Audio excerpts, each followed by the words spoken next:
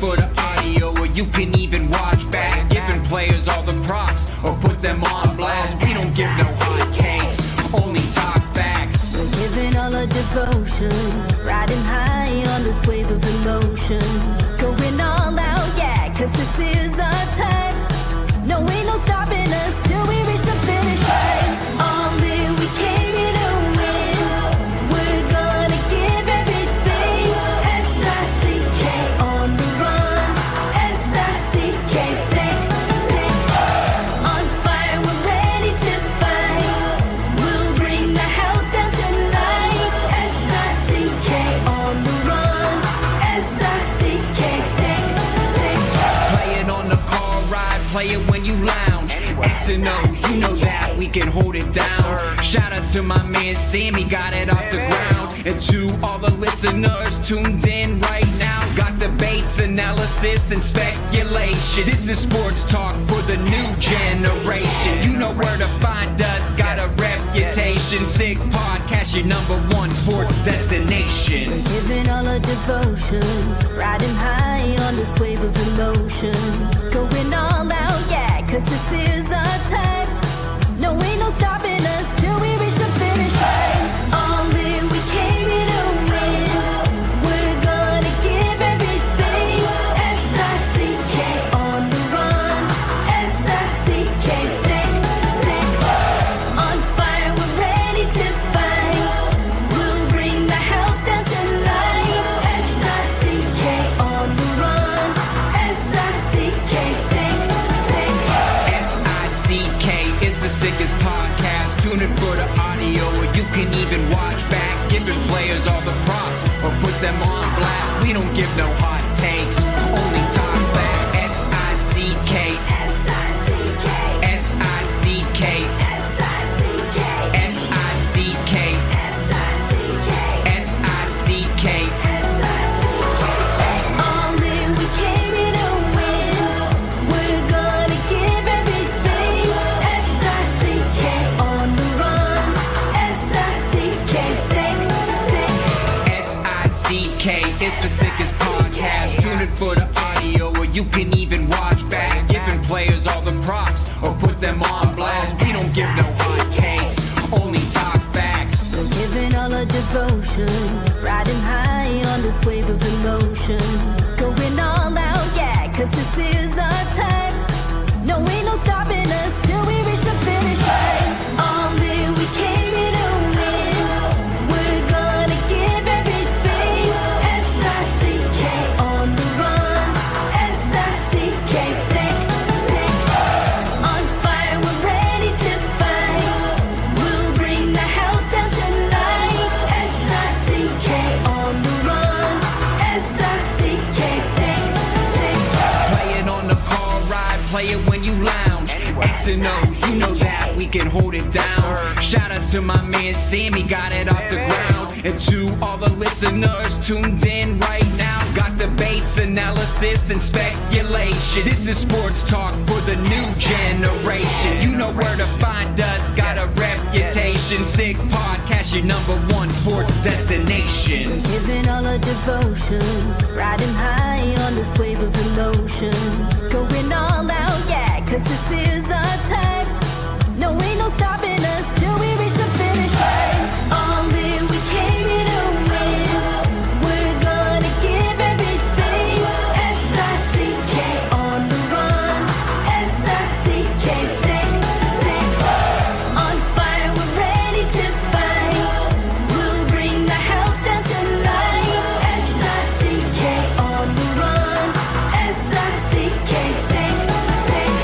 S-I-C-K, it's the sickest podcast. Tune in for the audio, or you can even watch back. Giving players all the props, or put them on blast. We don't give no hot takes, only talk back. S-I-C-K, S-I-C-K, S-I-C-K, S-I-C-K, S-I-C-K. S-I-C-K. Turn up your volume. Because you're about to listen to The Sick Podcast. With Tony Marinaro. 55 seconds left in the penalty, a minute and 27 seconds left in regulation time. Boston 4, Montreal 3. Lafleur coming out rather gingerly on the right side. He gives it into Lemaire, back to Lafleur. The sickest Montreal Canadiens podcast. You're in the ball! Sports entertainment like no other. Rejoint, on lui fait perdre la rondelle, une passe devant. Et c'est le dégagement et ce sera la victoire des Canadiens. Coupe Stanley pour les Canadiens. Le 23e de l'histoire. You found the dogs! John, you found the dogs! He found the dogs! And all together, they worked a young team to the top. And now, a 24th Stanley Cup banner will hang from the rafters of the famous Forum in Montreal. The Canadiens win the Stanley Cup! Brought to you by Energy Transportation Group. Driven to be different. La Vie.tv. Embrace your true nature. And Playground, your premier gaming destination. It's gonna be sick. It's the Sick Podcast. I'm Marinaro on this Tuesday, November 21st, and you're watching on YouTube, you're watching on Facebook, and you are watching on Twitter. And thank you very much for watching. Tell all your friends about it, because the more people watch, the more listens we get, the more views we get. Ultimately, the more money I'm going to end up making, and everyone's going to be happy, especially me. Thank you for playing along, and thank you for supporting.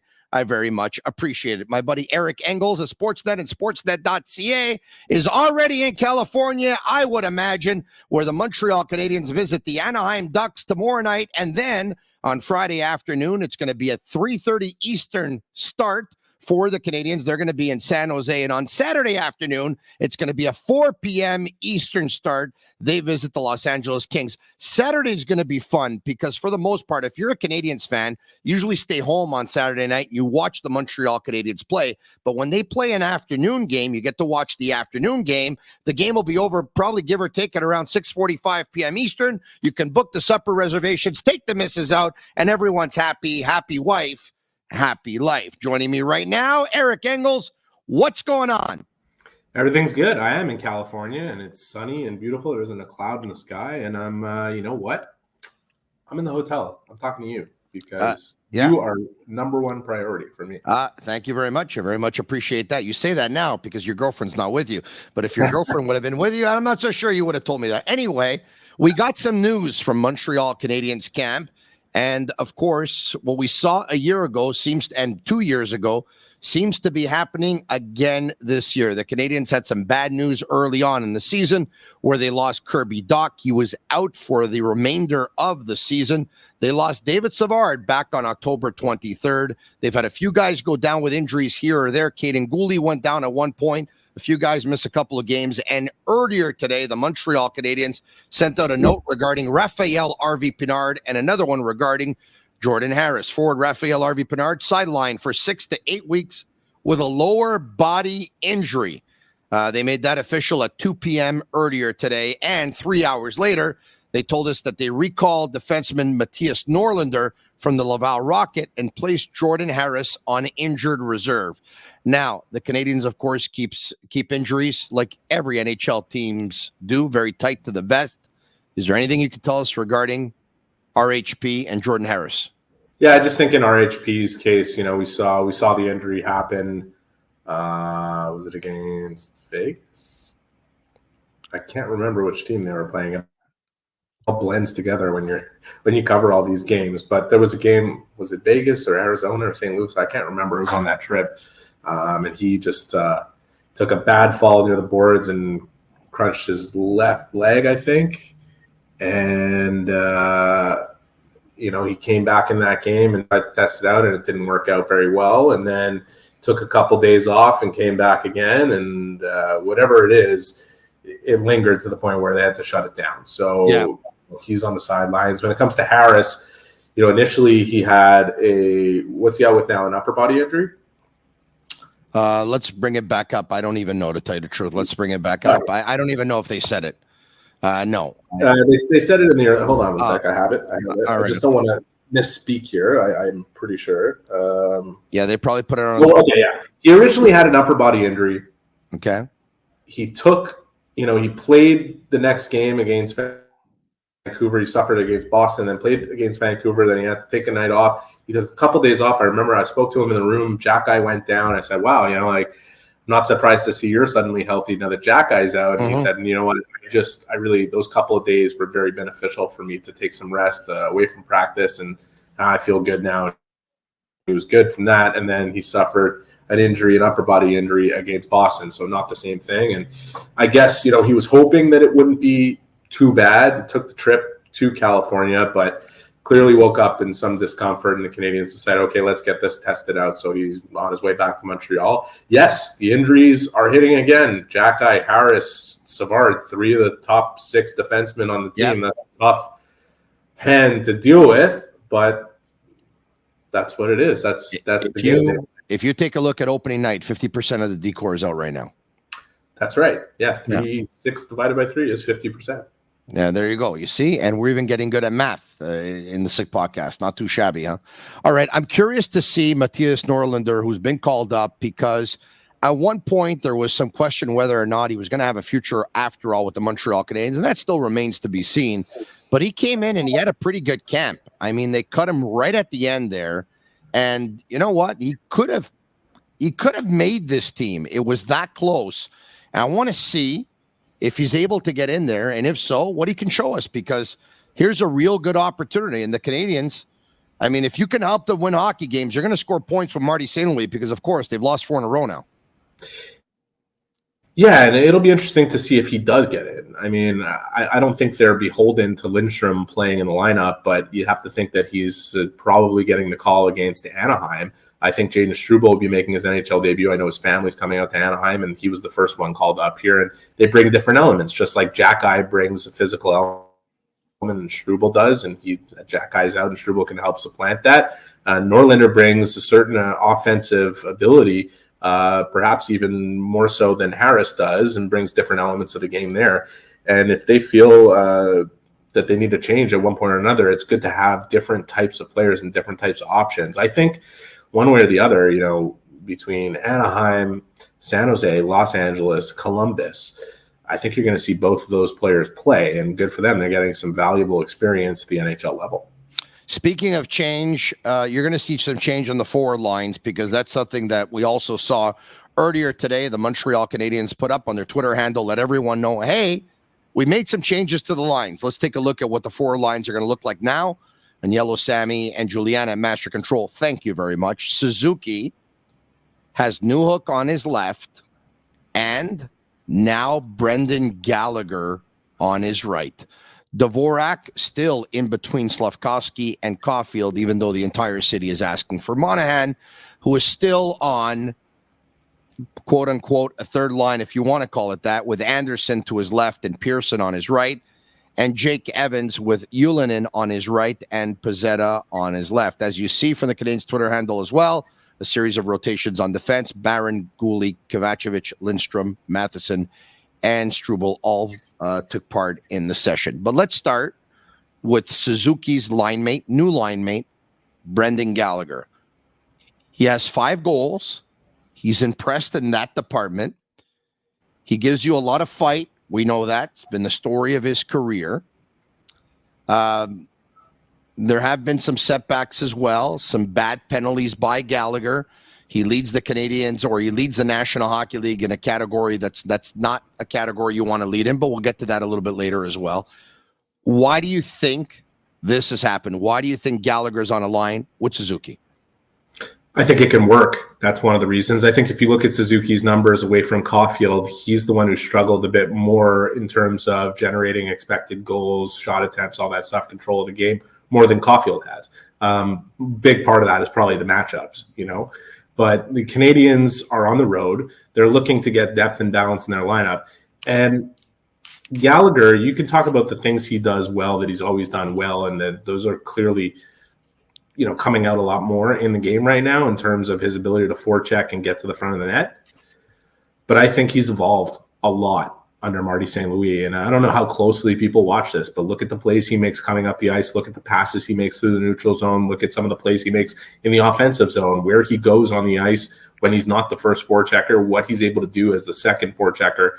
These were things that if you went back over the last year and a half, it really took a fair amount of time for him to adopt these concepts and add them to his game and start playing a more well-rounded, evolved style of game that now appear to be second nature in his game. And I think that's a big part of the reason why you're seeing a lot more of the Gallagher of old. I think, his ability to get on the forecheck as the first guy and get to the net as a consistent presence there, I think he's able to get more to that game now than he was over the last year and a half with St. Louis or the year and a half prior to the season, because he's no longer thinking about what he needs to do on the ice. It's happening. And I don't know how closely people pay attention to the evolution in his game, but I see a lot of it. And whether I see it or you see it or anybody else sees it, Gallagher sees it and St. Louis sees it. So I think that's critical. If you would have told me a year ago they're going to put Gallagher on this line with Suzuki and Caulfield, now it's Newhook that's there, I would have said, I don't really know if that's going to work. But right now, I think it really could help the Canadians. All right, okay. You brought up the forecheck. It's one of the things Marty St. Louis talked about at the end of the game on Saturday night when asked basically why the Canadians couldn't get going and what the difference was in the hockey game. He brought up the forecheck. He said they weren't able to sustain a real good forecheck. They weren't able to sustain a team forecheck. They were late to the puck carrier. They were late on the forecheck. They couldn't get in lanes. They couldn't get proper positioning. How does this team want the forecheck? You get the feeling, listening to St. Louis, he wants it to be an aggressive two-man forecheck, but then again, he talked about times where they don't manage the risk well. Has he gone into detail as to what he expects from his forecheck? Yeah, I think when it comes to managing the risk, he's more talking about puck decisions, specifically from his defensemen to decisions on when to hold the line and notice that, do you have back pressure if you're going to try and make a play at the line? Or so when he's talking about risk management, I think he's more talking about with the puck. When he's talking about the forecheck, he's talking about without it. And one of the things he said today after gearing 2 practices very specifically to the forecheck, which was the main theme of today's media availability, he said, you're not going to steal a lot of pucks forechecking space. You have to forecheck people. And he felt this was the biggest issue that they had in their game against Boston, and he attacked it. And I think it shows an evolution with St. Louis. If you go back 11 months ago, the Canadians went through a spell where they lost like 11 of 12 games. And coming out of it, I don't know how much people remember this, St. Louis was talking about how he learned not to let things slip to a degree where it creates such a problem that he learned that you have to attack it immediately when you notice something is off. And that is what he is doing right now. The Canadians are in a 4-game skid following a sequence where he felt they played very good hockey, even though they got 50% of the results on their side. He sees a specific issue that has slipped and he is attacking it. And I watched the way he conducted these 2 practices, and I looked at Monday's practice where a lot of people saw the punitive elements of it. They saw players doing a bag skate at the end of the skate. They saw one-on-one battle drills. But when I asked him about that yesterday, what he said was, we're not just working for the sake of working. There was a purpose to what we were doing on the ice too. It was geared towards something specific. And today he made it very clear that what it was specifically geared towards, and especially watching them practice today and the things they did, was the forecheck. As far as how they want to forecheck, Tony, I don't know if it's a standard 1-man, 2-man operation or whatever it is, but he wants the first forechecker to be hard on the puck carrier, and he wants the second forechecker in a place where that first forechecker is forcing a player to make a play to that space where that second forechecker is. So I think he wants things a little bit tighter. Yeah. He wants the players to make the appropriate reads based on what they think the opposition should be doing based on like the options that they're being given by that forecheck. So there was a lot of instruction at practice. There was a lot of video work and a lot of writing on the whiteboard and then running through it in practice. And I think St. Louis deserves credit for attacking something that he sees as the main issue immediately instead of, he said today, can we play better in our own zone? Sure. Can we play better in the neutral zone? Sure. But you have to attack something specific instead of everything if you want it to resonate. And I think we're seeing that. So St. Louis says you have to attack the player and instead of attacking the space. That's right. Based on what you've seen, how would you evaluate the team speed? Because you have to get there. I don't think from an individual basis, the Canadians are a fast team. Whether or not they play fast is dependent on them executing those things that we're talking about. If you don't forecheck effectively and you don't put yourself in the right positions to force the other team to make a play that plays right into your hand, you're going to lose. And they let Boston do whatever they wanted coming up the ice. And forecheck is not just in the offensive zone. It's your attention to detail in the neutral zone as well to stop the play from ever getting to your own zone. And that comes down to the players being connected. It comes down to them being in the right space to read off the first forechecker. If you're doing a forecheck effectively, you have the first guy angling a guy towards your second guy. That's what you're doing. You're playing. Marty St. Louis likes to talk about playing chess, and in chess you make moves setting your opponent up into a trap, and that's exactly what forechecking is. And so you ask about team speed. Yep. Look at the individuals. I mean, Josh Anderson, Alex Newhook, Cole Caulfield, even Gallagher. If you look at his speed data, which is easily available on the NHL's Edge player and puck tracking, he has speed bursts over 20 miles an hour. Like they're not slow individually, but you can be made to look pretty slow if you don't do things the right way and if you're not connected. All right. So I asked you about Gallagher making his way on the line with Suzuki and Newhook, and one of the things you said to me is Gallagher is very, very good on the forecheck. Then you talked about Gallagher's game has developed. And it's grown and it's evolved over the last couple of years. And now all of a sudden things that he was thinking about are becoming natural to him. There's another thing. I think there's another reason why I think some of the changes were made. And one of which is Gallagher and Monahan, for whatever reason, are not doing well in one stat in particular since the 1st of November. And I was on TVA Sports earlier this evening, and we were given this graphic right here. Among the worst plus minuses of all the players in the National Hockey League since the 1st of November, 697 players, Monahan -10, Gallagher -12. So Gallagher's got the worst plus minus since November 1st, and Monahan's got the 4th worst plus minus since November 1st. Have you, before even bringing up these stats, have you seen this?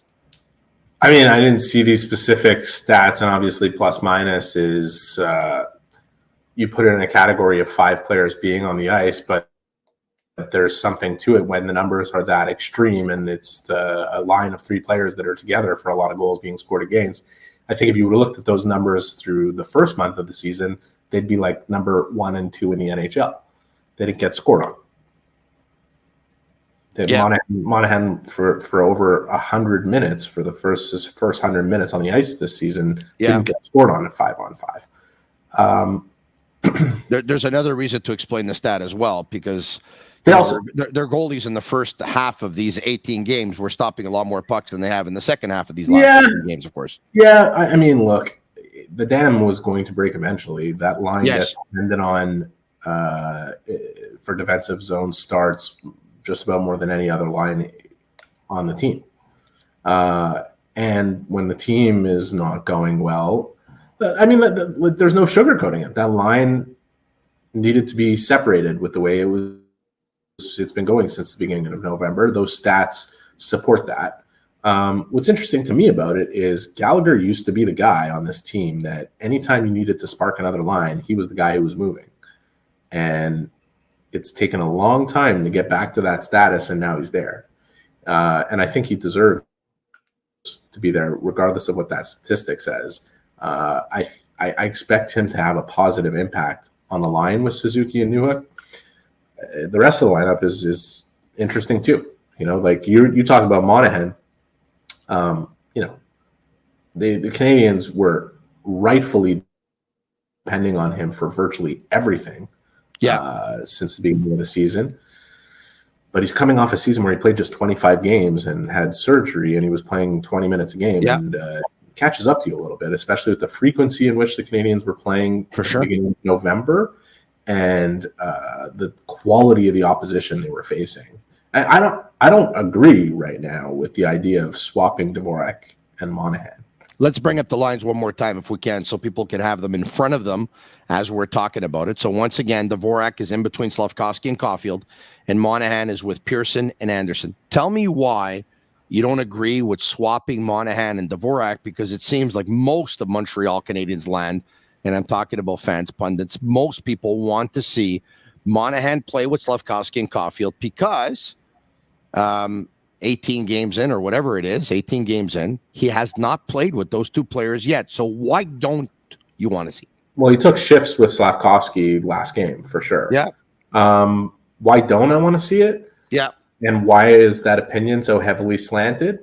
Because a lot of people go on the body of work and have an opinion that they believe is written in ink about Christian Dvorak. But anybody who's objectively watched Christian Dvorak, especially between those two players over the last, 5-6 games, whatever it is, he's playing really well. I don't see a problem in Christian Dvorak's game right now. He's generating a lot of chances for his line mates and some for himself too. The numbers bear this out. Caulfield has had this puck on his stick a lot more frequently than he did when he was playing consistently with Suzuki. Part of that is the matchups. Again, he gets away from the top matchup. The other part is and he the doesn't top pair in defense. He won't depend on Suzuki to drive the line. He'll take it upon himself to drive it a little bit. All that stuff. I'll bring it to Caulfield for a sec. Like all that stuff that Marty was that Gallagher was talking. When I said that, it's become second nature for Gallagher, these evolutions in his game, and he's no longer thinking about it. Whereas for the first year and a bit, it really was something he had to think about to get there. I thought he exhibited some signs of progress at the beginning of last year before he got hurt. Caulfield right now is taking on a lot more responsibility about developing his complete game. The staff is working with him specifically, and he is thinking a bit about those things in addition to his responsibility to score goals. But one thing I'm seeing is he's taking more responsibility to drive his line in terms of getting pucks back and carrying the puck and shooting it. He's getting a ton of shots on net and shot attempts, scoring chances. And part of that is because Dvorak has been good next to him. So I don't see the urgency to make that change. Now, Canadians need to score goals one way or the other. So Caulfield's got one in his last 10. Yeah, it isn't going to stay this way if Caulfield doesn't start burying some of those chances he's getting. I mean, his shooting percentage is way down from what you would expect to see it at. And I don't think that's on Dvorak or Monahan or Suzuki or anybody else.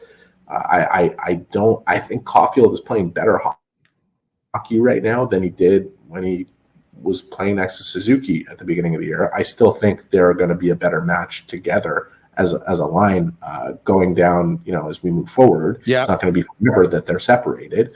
But right now he's developing parts of his game that should make him better for when he does get back with Suzuki. And I think the puck is going to start going in for him. I'm sure of that because that's what it's always happened with him.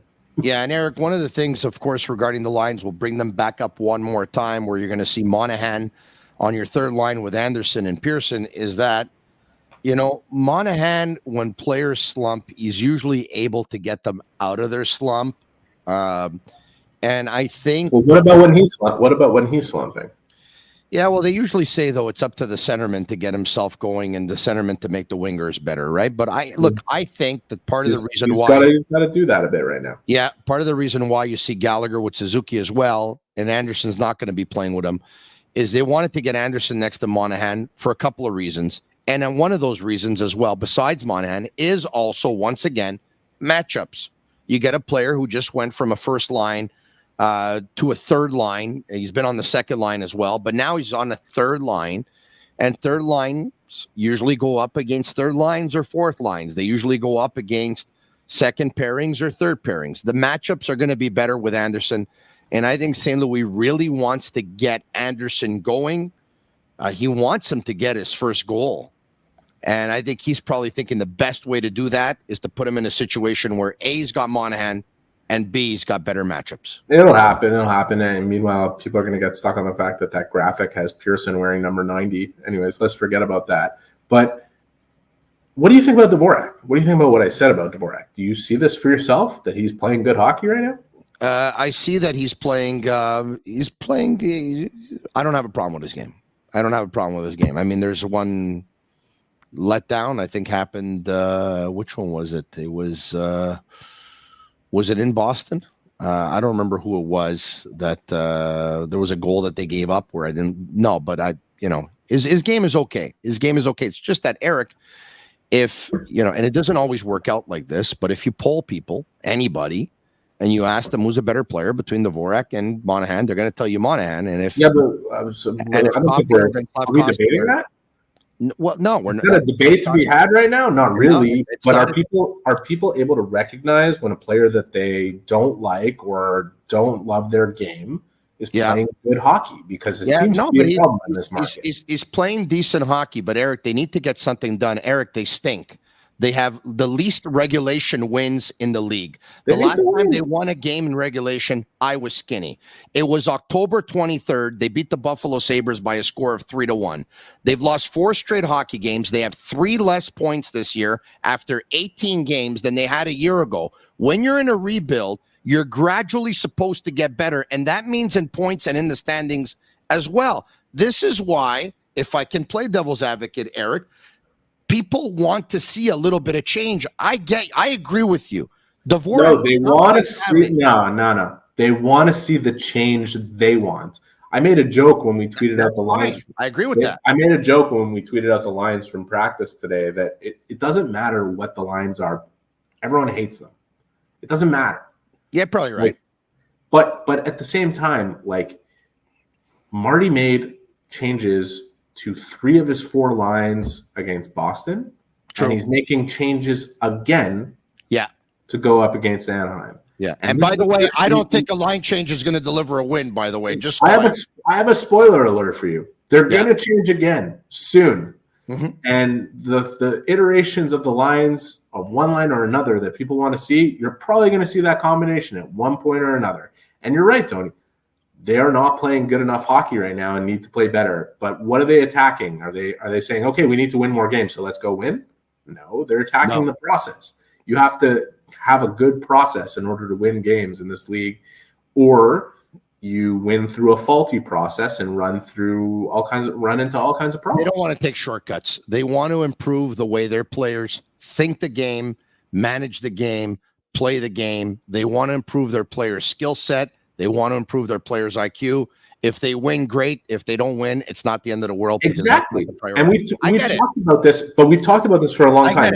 You talk about them having 3 less points after 18 games than they had last year or whatever it is. But we're not judging their progress based on their results, not with where they're at in the rebuild, which is just past the infancy stage. And that's been the case through good and bad, that we've been saying this nonstop, that they've been saying it. We are looking for individual progress, team progress in terms of structure, lessons learned and then applied. And we'll see where they're at when the season ends. Are they perfect? Is Marty St. Louis perfect? No. He has to work on himself at being a better coach, which is something I think he's doing. It's something I mentioned, of course, just now. He's not letting things slip to the point where it's, okay, how do we get a win?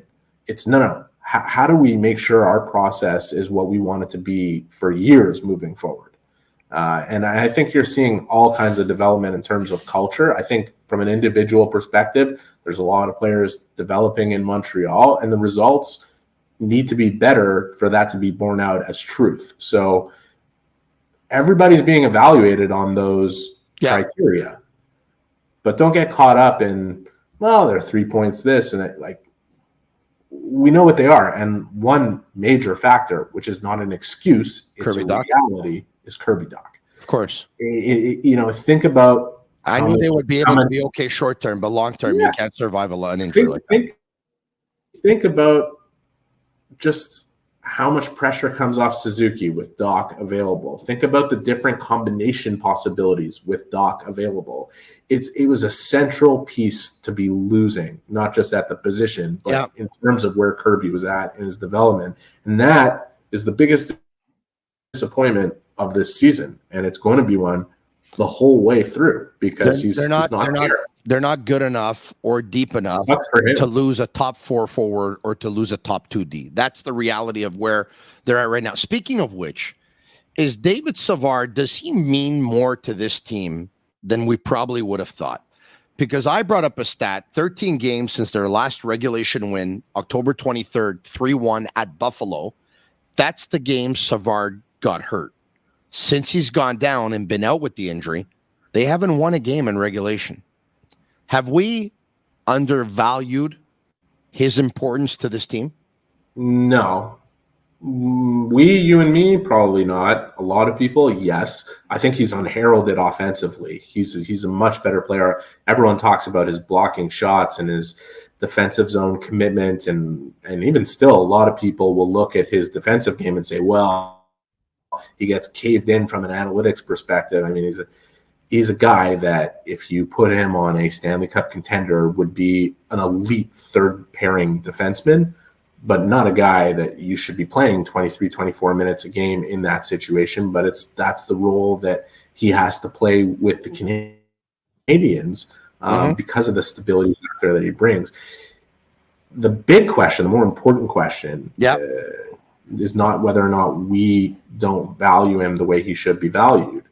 The big question is will he be more valuable to the Canadians, or will he be more valuable on the trade market? Because that's the question that's going to come about as we move forward here. And I think it's a harder one to answer now in his absence. If I can, the answer is always going to be he's going to be more valuable on the trade market. Why? No. Because they're in a rebuild. But in his absence right now, it's not just about wins. The process is hurt a little bit by him not being here, and his veteran presence and what he brings in terms of stability to all those young guys who are graduating through the Montreal system.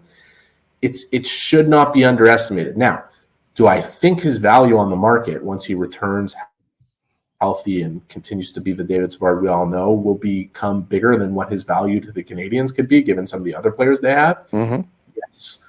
But that is less certain today in his absence and seeing what they're missing without him than it was when he was healthy and helping them win that game 3-1 against Buffalo. So it's that to me is the really interesting question, because he has a year left under contract. Yeah. You're not necessarily in any type of urgent situation to move him at this year's deadline. But some team might be looking at him and saying he has a year left at $3.5 million, and that is a stability that we would buy into and be willing to give up to versus renting him. And maybe you would maximize his value on the market when that time comes. So it's really, that is something that is going to become a much bigger story as we go along. Very digestible contract too. It's not like you go out and you trade for a guy like that. For what he brings, you add that guy to your room, you're not upsetting anything. And in fact, you're improving it. And again, you asked the question. It is a good question. I don't undervalue what Savard brings to the Canadians. A lot of people do. And it's because they don't recognize how stable he is in his own end and how much of a pro he is. But they also don't recognize how unheralded he is offensively. He makes plays in the offensive zone that you should stop being surprised when he makes them. You know, he's got his patented kind of toe drag, and he doesn't get caught on it. He sells it really well, and the guys absolutely love him. You're talking about one of the most loved players in this locker room. So his value is significant to the Canadians, and if it's that much more on the market, we're going to find out. I asked Pierre Maguire last night the identity of this team. I don't know if you had a chance to see it or hear it. I'd love to know. It's even better that way, because I'm going to ask you the same question, and then I want to hear what your answer is going to be. This way I can think about what Pierre's answer was, and I will talk about his answer, and then we'll basically compare notes here. What's the identity of this team? Well, the identity is such a broad and general term. Like I need, if you're going to ask me this question, I want to know specifically, are we talking about on-ice structure? Are we talking about culture? Are we talking, like, it's a really broad and all-encompassing. The way they play? Yeah. Well, the way they play is inconsistent at this point, so it's hard to pin down what their identity is. You're not far from Maguire's answer, by the way. I can pin down what the identity they're striving for is. Okay. And I can tell you that what they have within their culture will enable them to achieve it. once they have the pieces in place that can help them achieve it. Because, and when I say that, I mean, that means young players maturing to a level where they are more complete as players, and players coming in that continue to advance the rebuild. So do you think, without having the horses that Tampa Bay had, do you think they want to play the way the Lightning used to play when Marty used to be there, or the way the Lightning play over the last couple of years and winning a couple of Stanley Cups? Is that the way you think they want to play?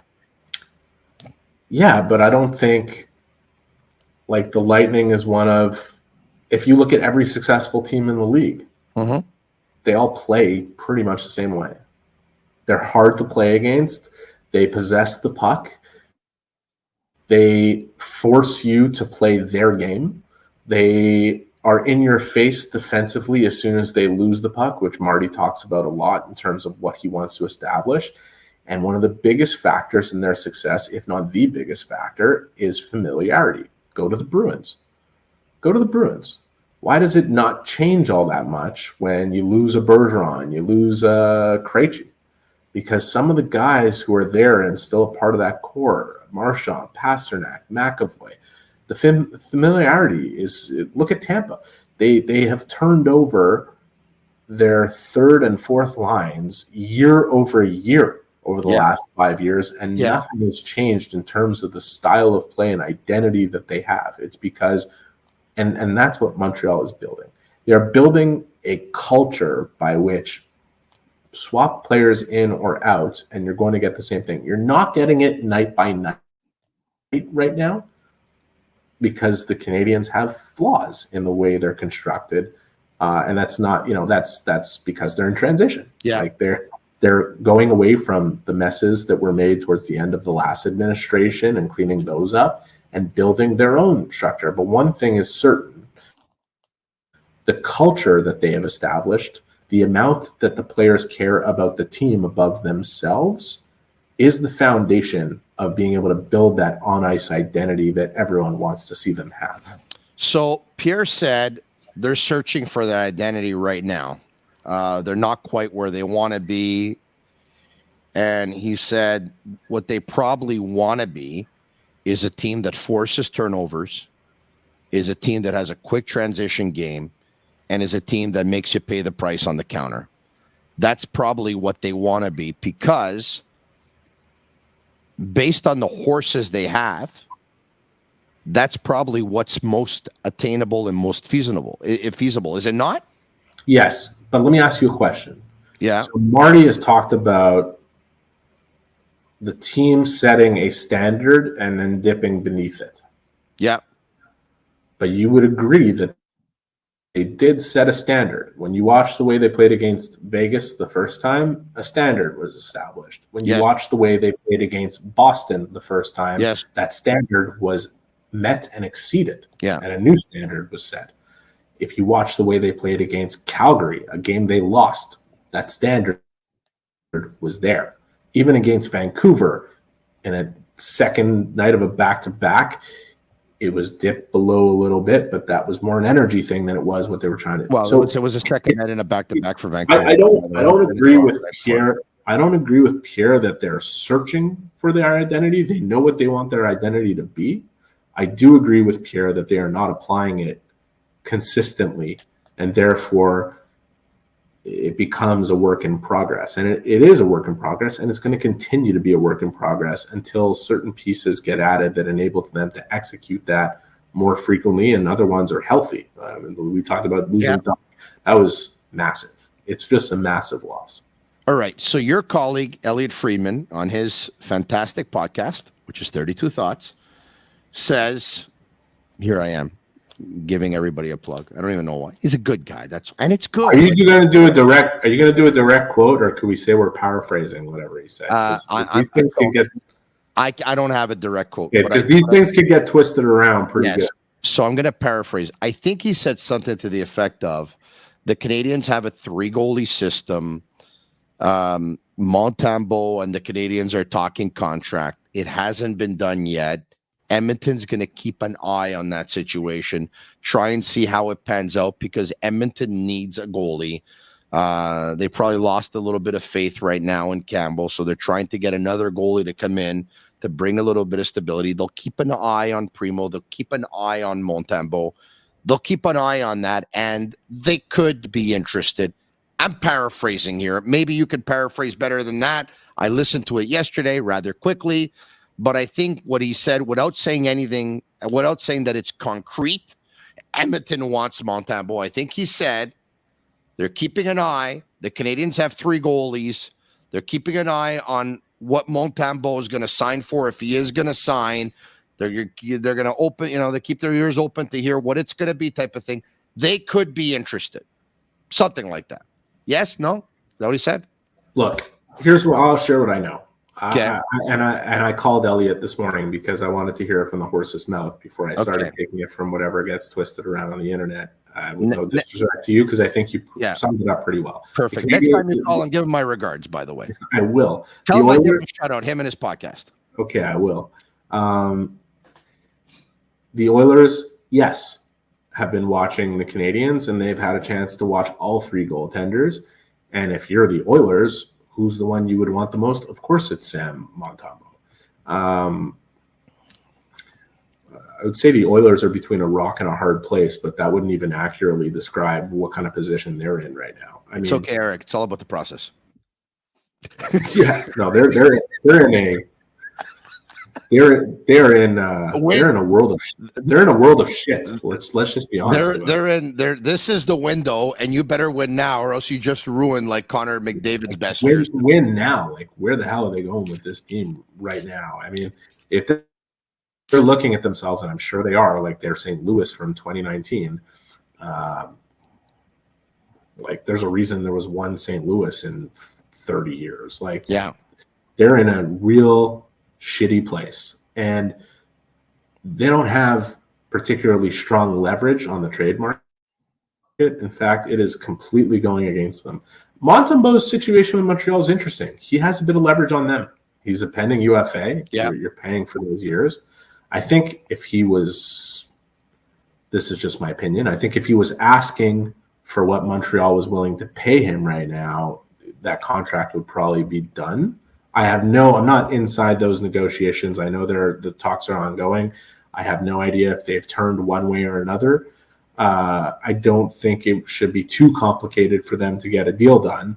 But if they were not apart in some respect, they'd already have one signed. Correct. That's the most logical thing out of everything that's been said here, is that if the term was not a lot and the monetary value was not a lot either, it would have been done by now. So maybe it's an extra year or two, and maybe it's an extra $1 million.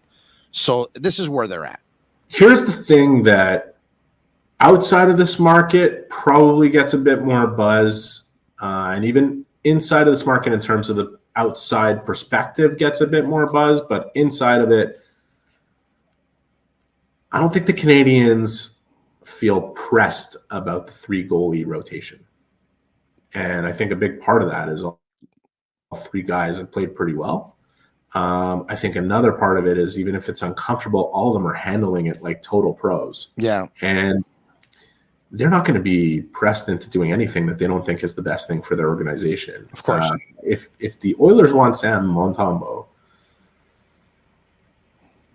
the goaltending market only generates a certain type of return, and they'd have to overpay significantly for a guy who is coming as a rental. So they have to be looking into they have to be wondering what the contract situation is, how that negotiation is going, and where it might be leading if it doesn't get done with Montreal. Yeah. From Montreal's perspective, they're not going to rush into a deal with Montembeault unless it's the best one for them and the goaltender, if they feel he's an important part of their future, which they should, because who else they got? So let me leave you with this, and so appreciate your time that you're taking from Anaheim, because there's better things to do in Anaheim than talk to Tony Marinaro in his basement in Villa South. I'll tell you that right now. Not really, by the way. It's kind of like Ballard Desarmeaux with palm trees. But let me leave you with this. You're Kent Hughes. What would it take? And I know you're going to be realistic about it, of course, because let's be honest here, you're not going to start asking for Draisaitl. But what would it take for you to say, okay, you know what? That's I can't pass on that. So as much as I like Sam, and he's from here and he wants to play here, and you value that, and Sam hasn't hit his ceiling yet, which is interesting as well. If you're Kent Hughes, what would you say would be an offer that you just, you know what, that's too good. I'll take it. A lot. Like really a lot. And like you can go to all three goalies. I mean, I think Allen is somewhat out of the question. I mean, for a couple of reasons. One, that I'm not sure if he's the guy that the Oilers, well, I'm pretty sure he's the guy that the Oilers wouldn't be as interested in. Primo, that's a heck of a gamble that they'd have to make on a guy that, even if he has a promising future and you believe in him, isn't proven. And Sam, like one way or the other, you look at all three, the Canadians are going to be asking for a lot for any one of them. And so for you, it would be a prospect, and it's a lot. It's a first round pick. It's an offensive prospect. There's a lot that would go into something like that. But I also think that conversations have definitely happened between Edmonton and Montreal. That there's no, I'm sure there have been conversations. I think chances are, and they've probably discussed several iterations of things, and I would assume it's more than just a goaltender. Yeah, I would assume it's more than just a goaltender coming from Montreal if that type of deal were to materialize.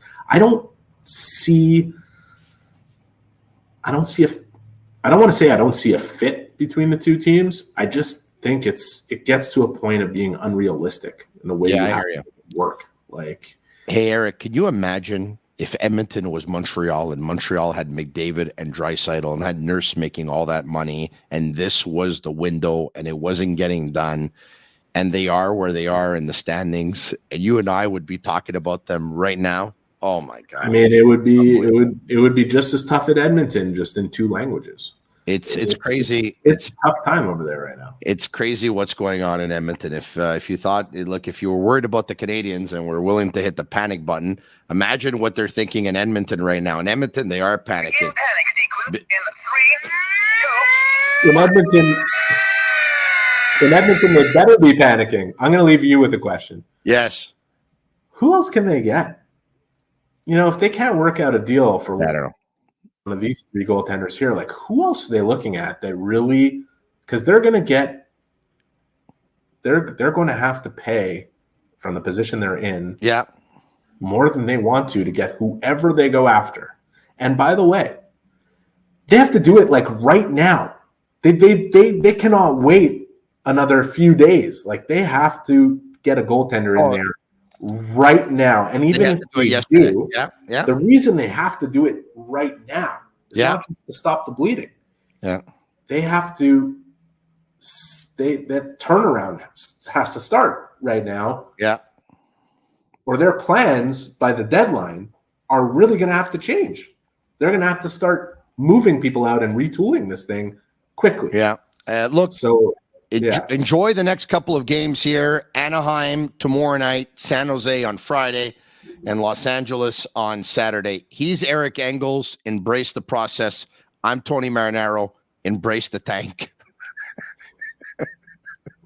Well, you were complaining about the 3 points less than last year. Don't worry about it. No. Make them lose. Make them lose. I want Yzerman. I never watched him play, but if his family name is Yzerman, even if it's spelled differently, I want him.